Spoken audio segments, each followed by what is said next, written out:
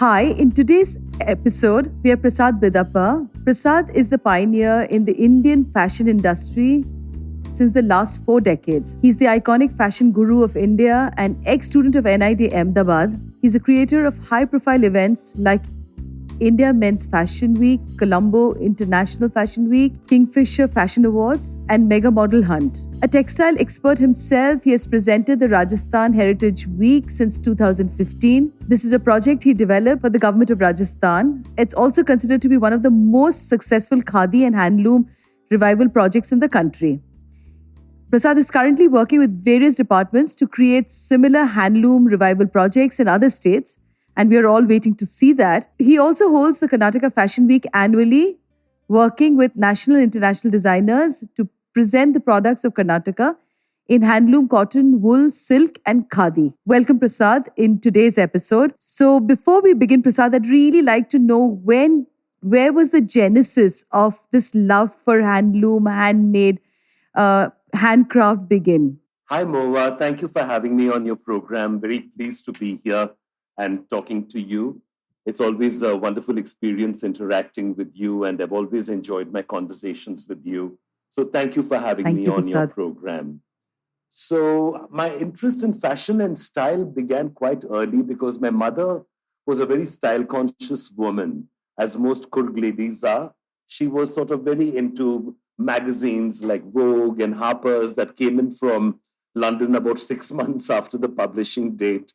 So we were always 6 to 8 months behind the fashions of the day. But it sort of awakened an interest in fashion and style and gave me a lot of information. I was growing up during the 60s, with the Beatles and Twiggy as the model of the moment. And we were looking at all the magazines and learning what was happening around the world. So I was always very interested in fashion and style. My parents were great party goers and party givers. And I always remember them dressing up and going off for various programs because Dad worked in the Air Force, and it's always a very sociable and social life that we have in the forces. So being an Air Force brat, I'm sort of very pleased to have that background because, in India, there are many of us who come from a services background, and we all call ourselves the forces brats, and we've all done quite well. I mean, there are people like Sushmita Sen and so many people I can mention who come from a defense background. She's one of my favorite. And I think we all have a common interest in style and fashion. But my interest in heritage grew when I went as a teenager to study at the National Institute of Design in Ahmedabad. And Ahmedabad being a very ancient city, for me, it was like culture shock going from a modern city like Bangalore to a city like Ahmedabad, which was steeped in tradition and history, and every corner that you turned, you came across some heritage property or a beautiful old temple or a lovely textile exhibition going on somewhere. And it awakened our interest in all things handmade. And of course, we were very, very lucky to have people interacting with us at NID. I had the great Pupul Jaikar, Kamla Devi Chattopadhyay, Sina Kaul, and so many wonderful people coming and telling us that that they were passing the baton on to us, so to speak. And let me just give you a quick trip down memory lane, Mohua. In India, we sort of always took khadi and handloom before the British came and sort of destroyed that industry because they wanted us to wear their machine-made textiles, which was started in the last part of the 18th century. And once they began producing machine-made textiles, they didn't want Indians to do any handloom or handwoven or khadi because they saw it as a threat to their own markets. So they actually destroyed looms and made sure that weavers were not able to weave, and they didn't encourage it at all. And instead, they kept pushing their Manchester fabrics and things like that into the Indian markets. But luckily for us, Indian women never ever gave up on handloom. Even when you look at pictures of our ancestors, you'll find our fathers and uncles and grandfathers all very stiffly standing there in three-piece suits in the best of imported Mancunian fabrics. But our mothers always in a sari, in a beautiful handloom version of some cotton or silk piece from some lovely weaver somewhere. And they somehow managed to keep it on. So when independence came, our handloom industry was in a very bad condition. And Jawaharlal Nehru actually charged these ladies, including his own daughter, Indira Gandhi, Pupul Jaikar, Kamla Devi, and said, you'll have to revive handloom now. And that's how the revival projects of handloom began. And Pupul Jaikar then began the Cottage Industries Corporation of India. You know, the beautiful store that we had at Janpat in Delhi, and is now moved to Yes. Nehru Place. And in Bangalore, we used to be on MG Road, but unfortunately, they had to close that down during the COVID. It was one of the COVID victims, and it's now moved to some other area where you can check online, the CCIE, Cottage Industries Emporium. So that's how handloom started coming back. And these ladies inspired my generation, designers like Archana Shah, who started Bandage, David Abraham and Rakesh Thakur of the Abraham and Thakur label, who in their turn and in our turn, we inspired the next generation of designers like Rajesh Pratap Singh and Urvashi Kaur and Reena Singh of Eka, and made sure that young Indian designers also knew about the textile traditions of India, the heritage textiles of India. You know, of course, let me also explain to you the difference between khadi and handloom. When you spin the thread on a charkha and get the thread, which is what Gandhiji wanted us all to do. In fact, Gandhiji once said, if put a charkha in every home in India and there'll be no poverty. And of course, we didn't do it, much to our detriment. But khadi is when you use hand spun thread on a handloom to make fabric. That fabric is khadi. So necessarily, the thread and the weaving have both got to be done by hand. But in the great sari traditions of India, like the Kanjivarams and the Banaras, we use machine made thread, but machine made thread is done by an artisan on the handloom. So these are the handlooms of India. So we have Benares, we have Kanjivaram, we have Patola, we have, Pochampally, the great Ikkats of India, Sambalpur. Then, of course, we have Mulkal Muru from Karnataka. We have beautiful work from Kerala, and we have Paithani from Maharashtra. And we've got these wonderful fabrics from Gujarat, from Rajasthan, the Kota Doria, the Bandhani, the processes of India. I mean, what we have are national treasures. These are fantastic because there's nowhere else in the world that you will find such a wealth of handcrafted and handmade fabrics and processes like tie and dye and embroidery, etc. So we also have to But Prasad, understand that this is true luxury. yes, Prasad, but then we can't ignore that the mass in India cannot afford to buy something that, that's going to be expensive. And the Indian government, to an extent, is to blame because an handloom weaver does not earn more than 250 rupees. And today they're giving it all up. They don't want to continue this whole tradition because it's, people, there are designers, there are everybody who go out there and they sell a product at such an expensive price. But what comes back to the weaver is abysmally low. Well, So, that how do you narrative is see changing this a little gap bit being because of, closed? quite wonderful people who've started doing, like Laila Tyabji and Dastakar. In fact, today is the last day of the Yes, Dastakar exhibition in Bangalore, yes, and you I'm just looking mentioned forward to to me going today. there now. I'll be going there in an hour's time. So, the thing is that young Indians have to understand about the beauty of handlooms and why they should be wearing it. And it gives me great hope that young women like you yourself, Mohua, you wear such beautiful saris. You've always supported the tradition. And I'm sure that you will pass it on to young women in your circle through your Oh, I blogs love and through your, Indian arts and weaves. the wonderful Absolutely. work that you're doing. So it is changing. People are willing to pay a little more for handmade fabrics. Of course, designers take it into the stratosphere, and that's not quite fair because they don't really share those profits with the artisans and weavers. But that's a different story, so let's not go there. But if you go to a dastakar, you can buy directly from the weaver, from the printer, from the dyer, from the embroiderer, and you'll find it at very good rates.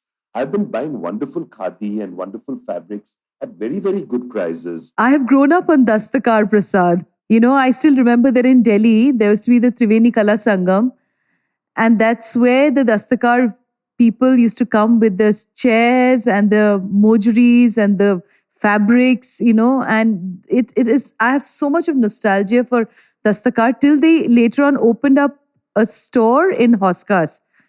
Not Hoskas, I think in Shahpur Jat Yes, it in was. Delhi.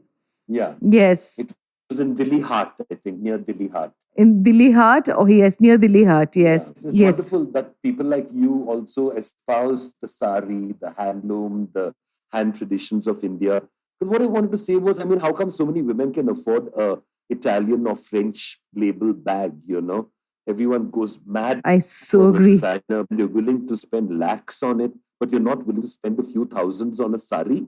I find that very difficult to accept. So I said, by all means, carry the bag, but wear the sari, wear the kota doria, wear the Banaras, wear the Kanjivaram cotton. There's nothing to prevent you from doing it. But it gives me great hope that young Indian women today have embraced the sari, embraced handloom, and they're all wearing beautiful things. I've seen a lot of half saris going around. I've seen girls draping half a sari around their jeans instead of wearing a petticoat. Yes. And I mean, they do such creative things. There's a young designer called Geeta Patil in Bangalore who's inventing the most beautiful saris. We have a handloom warrior called Prasanna who is doing the most wonderful work from a village called Hegodu with your vegetable dyeing and with your handlooms. And then you take an international designer like Sanchita Ajampur.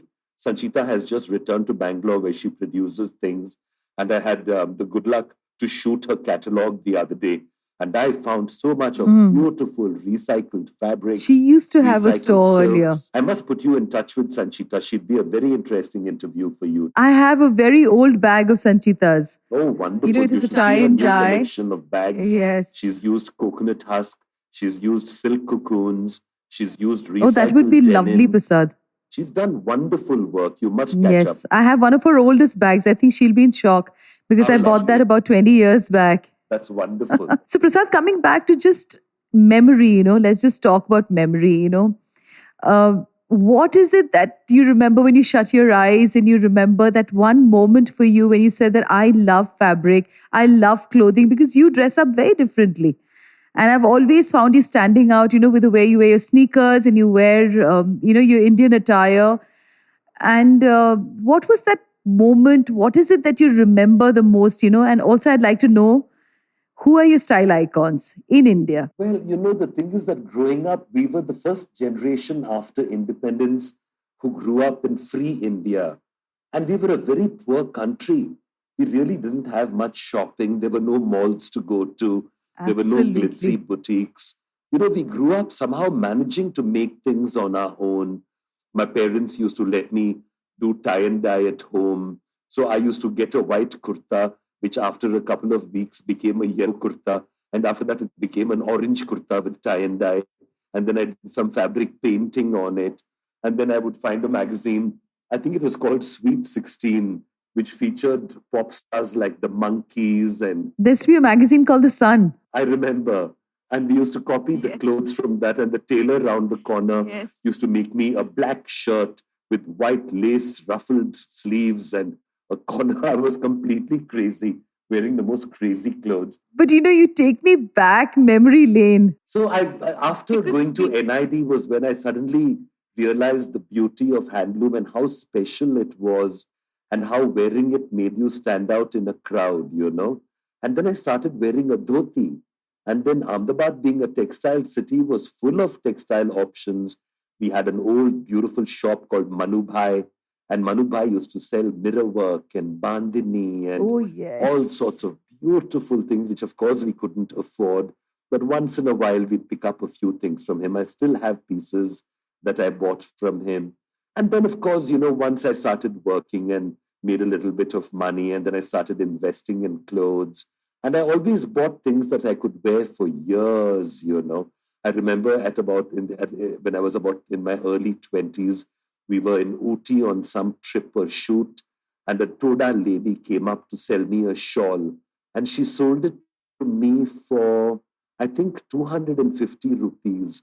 It is the most beautiful thing you've ever seen in your life.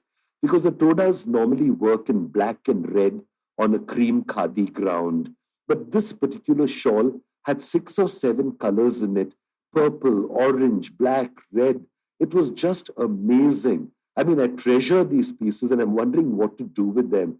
Because, I don't know whether our children are interested in taking this forward. Maybe my daughter will be, but I think I have to wait for her to stop wearing Western clothes and take more of an interest in Indian clothes, and then she'll begin to wear these things. I don't know what we are all So do going you to do feel with our sad about collections, that? Mohua. We better start thinking of donating it to some textile Yes. museum. I think so too, because I too have a house full of I can Indian imagine. clothing. I can Yes, imagine. because I love Indian arts and crafts. You must be having the best collection of Bengali textiles because the Yes, I handloom, the do. Jamdani tradition of Bengal is so beautiful. It's really sad. There's some of the art is actually dying because there is a type of sari called the baluchuri. Right, On the baluchuri, they actually embroider the Mahabharata and the Ramayana and all of that, and stories, basically folklore. right. But you don't find too many of those products any longer. Now, young designers are understanding that they have access to a textile tradition that nowhere in the world can any other designer compete with Absolutely. them. So, today, if an Abraham and Thakur are using Indian textiles, they're creating a global product with Indian textiles and Indian techniques of dyeing, embroidery, printing, block printing. So, everyone has understood that what we have in India is truly magnificent. It is a heritage that nobody else has, and that the Indian designer is miles ahead of their Western counterparts when it comes to textile traditions. Now we just need to improve our production facilities and avoid doing what Sabyasachi did by digitally printing and copying the work of wonderful artisans over 1,000 years old of tradition. He's taken and copied it and printed it on polyester and machine made fabrics using digital technology, which I thought was so unfair. Sabyasachi had a chance to do something really wonderful and turn Indian craft forms around. He could have bought textiles from 1,000 artisans all over the country and made H&M make clothes with those things. Instead, they took the easy way out and they digitally printed everything, and they've ruined the tradition. I'm so upset about it. There's been a huge controversy about it, and we've all weighed in on it. But that's not the way to spread Indian techniques around. By digitally copying ancient designs, you're doing us a great disservice. Very disappointed. But Prasad, with Sabya, at the end of the day, that's a high street wear, and there are a lot of people with an aspirational value. There's enough handloom being Because produced in this country that if you made enough of an effort, you would be able to buy thousands of meters of khadi and hand-woven handloom. Why not? You can make the effort. You can have it all printed by hand. Maybe it all won't be as consistent as digital printing. But what is so great about consistency? If I'm having a poppy printed by block print, in some it can be dark print, dark pink. In some it can be red. In some it can be orange. So what? Variation is the beauty of India. This is the beauty of the handmade, is that there is an error, there is a variation that shows that it's done by hand and not by a soulless machine. How can so many brands in India? I mean, Sabyasachi was not the first to copy everything digitally. You go online today and you'll see all sorts of third-rate people offering digital prints of Indian techniques like bandhani, like kalamkari, like block printing. How can they do that? It is so unfair. They're taking the food out of the artisan's mouth. They're condemning the artisan to a life of poverty. This is all that they're doing. Awful people, really. but Sabya is Sabya, Prasad. I mean, people, the stuff, But in my eyes, he has his stuff fallen sold out. 100 places. He sold his soul, and he sold the soul of India, as far as I'm concerned. But there are a lot of artists and designers who actually do this sort of digital. No, not when you go to the big department stores. You will see a lot of these big brands who are all got big shops. They are the ones who copy. The smaller designers buy the real thing. Like Abraham and Thakur never digitally reproduce anything. Everything is handmade and everything is pretty consistent. If there is a little variation here and there, nobody minds. Anyway, we're not going to digress with Sabya because I have an opinion where I just feel that there is a huge number of people who have this whole aspiration about Sabya, and they would do anything to buy a Sabya. That's really their problem. So Prasad, just tell me a little bit, why haven't you thought of having your own line? You're such a style icon. I mean, I have to always stop myself from not staring at you for too long. every time I meet you. I'm not a designer, So why did really. I you mean, I start? did study textile design, but I studied more of graphic design. And I sort of, in a way, never really enjoyed the process of manufacturing clothes. You know, when I saw all my friends starting out and in big sheds in Noida and Delhi in the heat of the summer without air conditioning, sweating tailors producing frock after frock, I said, this is not the life. I'm happy to photograph the finished work, but I want no part in the production of it, you know. I think I'm a very good stylist. I know how to put clothes together well. Even many designers like Rohit Bal and Abraham and Thakur, they allow me to style their clothes in a way that I want to and make the combinations and the presentation of a fashion show the way I want to do it. They allow me to do it. That's wonderful of them. So, you know, I love the styling, I love the presentation, the PR, the marketing of clothes. And I think someone has to look after it, right? Who don't compete with a designer, but promote their work and help them take it to a wider audience. And I love writing, so I write about fashion a lot. So if I was a designer myself, it would be frightfully limiting. I wouldn't be able to work with great designers like Rajesh Pratap Singh and Rohit Bal and Abraham and Thakur and all these wonderful people whom I'm so fortunate to work with year after year. The Bangalore Times Fashion Week starts in October. It will be launched on the 7th of October. And this year, we've got a fantastic sustainability theme running through it. So expect to see some fantastic sustainable designers. That'll be wonderful because I think there's been a huge gap because of the pandemic. Also, I mean, all the events and everything was It's been shut. 2 years since we've done fashion weeks, and so more than a year and a half has passed. And when the pandemic hit us, we were in the middle of Colombo Fashion Week, and we got stuck in Colombo after that. And somehow we managed to get back to India on one of the last flights that left Colombo at midnight and brought us back. It was so tense and worrisome, you know, but we managed to get back. And after that, we've all been literally sitting on our butts doing nothing. Luckily, then the shows sort of didn't start, but a lot of shoots started. So that's how we've all been sustaining ourselves by creating shows online and, you know, shoots and that kind of thing. So I'm very happy to be getting back into doing live shows again because nothing can compare with the excitement of the live show. So before we end, Prasad, I would like you to tell our listeners, because there's so many people who really are wanting to get into the modeling world and into this entire glamour world. What are the things that you would suggest and tell them that they need to look after, and what are the things that they need to do to be there? See, technically, the modeling industry is one of the most democratic in the world. You know, we accept people of any color, any religion, any weight, anything, you know, it doesn't really matter. And, you know, whether you're a plus size or whether you're very dark skinned or very light skinned, you know, there's a place for you in the modeling world. And when you turn on the television, you see all kinds of people, uncles, aunts, friends, cousins of different types. You don't have to be tall and good looking. That's only for the runway model who needs to be very tall and not necessarily good looking, but tall and skinny is great for runway. If you're shorter and you're very photogenic, you can make a great print model.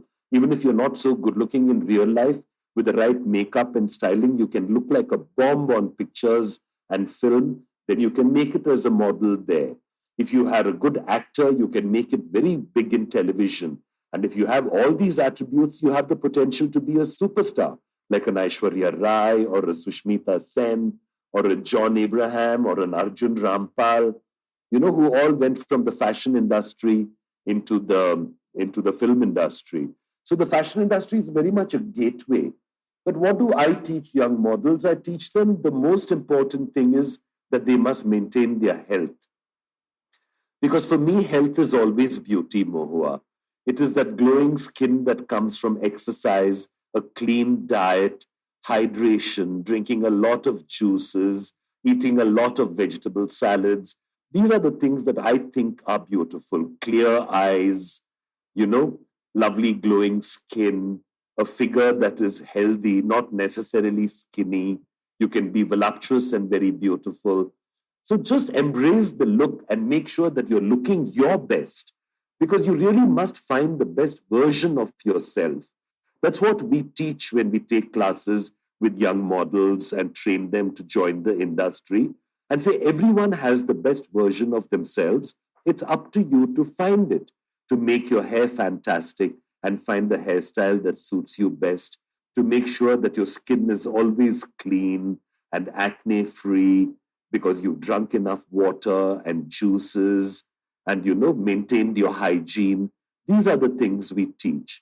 To be stylish in your own way, to not just wear expensive clothes, but to wear simple things, to learn to mix and match looks that you always look great. That's the kind of thing I like to teach, Mohua. Lovely. And Prasad, any regrets that you have for you to look back, in your life? Is there something that you think? Didn't direct a Bollywood film. I always wanted to direct a film, but every time I got the offer to do it, it meant taking 2 years off my regular work. And somehow I was not able to leave my regular work and sit in Bombay for 2 years to make a movie. So it never happened for me.